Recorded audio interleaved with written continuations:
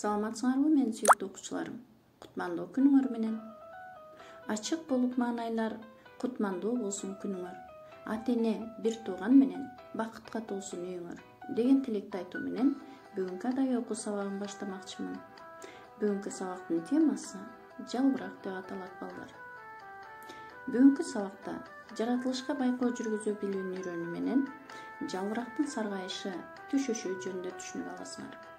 Ой жүгүртүү, кабыл алуу жөндөмүңөр, сөз байлыгыңар өсөт. Жаратылышты коргоого, сүйүүгө тарбияланасыңар. Чыгарманын автору Жакыпбек Абдылдаев 1948 жылы 2 январда Чүй областына караштуу Сокулук районундагы Жал айылында жарык дүйнөгө келген. Агайдын балдарга арналган Үлүлдүн үйү, Ким биринчи ойгонот, Чегиртке деген чыгармаларын таап окусаңар болот балдар. Жалбырак өсүмдүктүн бир бөлүгү балдар. Көпчүлүк өсүмдүктөрдүн жалбырактарынын өлчөмү 3 см-ден 10 см-ге чейин жетет. Жалбырактын түктүү, түксүз, бырыштуу, жылмакай, калың, жука түрлөрү болот экен. Өсүмдүктөрдүн жалбырактарынан эфир майы да алынат. Кээ бир өсүмдүктөрдүн жалбырактарын тоют катары пайдаланабыз. Айрым өсүмдүктөрдүн жалбырактары дары-дармек жасоодо колдонулат. Биз тамак аш катары колдонгон жалбырактар да бар. Алар укроп, петрушка, капуста, көк пияз. Арча менен карагайдын жалбырактары ийнесимал болгондуктан ийне жалбырактуулар дейбиз балдар. Алардын ийнелери күздө түшүп, жазда жаңсы чыгат. Бирок алардын баардыгы түшүп калбайт экен. Орто эсеп менен 6-дан 1 бөлүгү гана түшөт. Ошондуктан алар жай кышы жапжашыл болуп жаратылышка кооздук берип турушат. Жалбырак. Жакыпбек Абдылдаев. Жалбырактын түрү көп. Бири жашыл, бири көк. Күз келгенде саргайып, сабагынан күбөлөт. Жалбырагы ийнедей, карагайдын, арчанын түсүн такыр өзгөртпөйт, жашаса да канча жыл. Жалбыракты ар кандай, тоо, талаадан көп көрдүм, барбы жокпу айткыла, жалбырагы сөксөөлдүн. Сөксөөл жөнүндө билгиңер келеби балдар? Сөксөөл бул чөлдө, жарым чөлдө өсүүчү майда батал өсүмдүгү балдар. Сөксөөл токою Казакстандын түштүгүндө 15 миллион гектар жерде элет экен, ал эми Түркмөнстанда 6 миллионго жакын гектарда элеп жатат.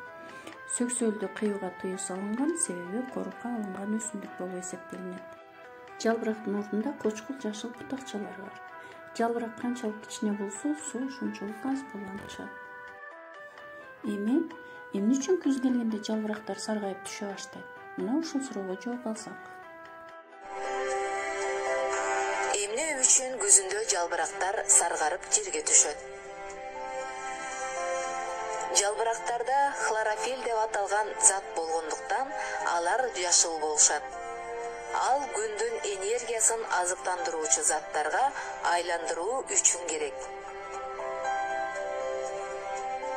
Күзүндө салкын тартып, түн узарып, күн кыскарат. Мындай өзгөрүүлөр бак дарактарга жакын арада күз келерин кабарлашат. Бактар кышкы уйкуга камына башташат.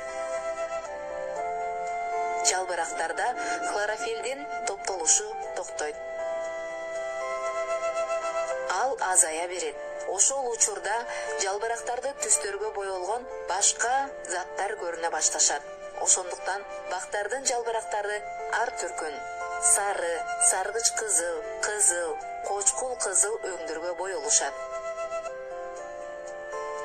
Эгер бактар жалбырактарын көбөшпөсө, алар куурап калышмак. Анын себептери: бактардын жалбырактары аркылуу суулар бууланып турушат. Жазында жана жайында анча коркунучтуу эмес. Анткени бул мезгилдерде жамгыр жаап турат.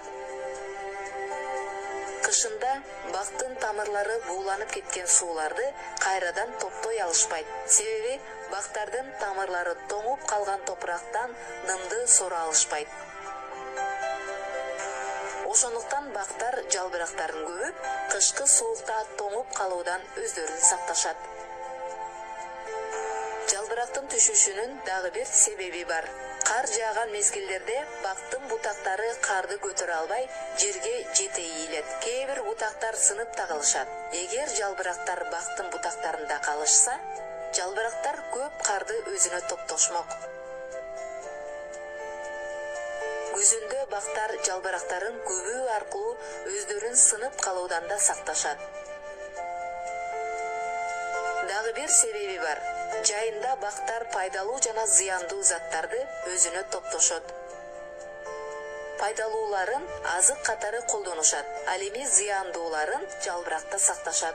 Эски жалбырактарды көбүү менен зыяндуу заттардан кутулушат. Эми ырды өз алдыбызча окуп көрсөк. Чыгарма силерге жактыбы балдар? Эгер жаккан болсо, чынжырча түрүндө окуп көрөлү.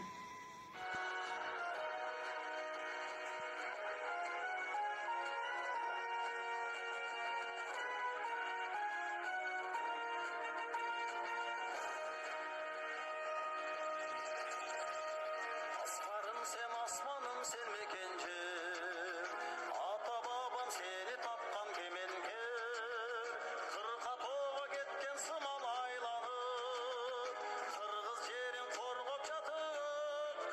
Үйгө тапшырма балдар. Ырды көркөм окуп жаттайбыз, суроолорго жооп беребиз. Жалбырактын кандай түрлөрүн билесиңер? Эмне үчүн жалбырактар күзүндө саргайып түшүп калышат? Карагай менен арчанын жалбырагы эмнеге түсүн өзгөртпөйт деп ойлойсуң?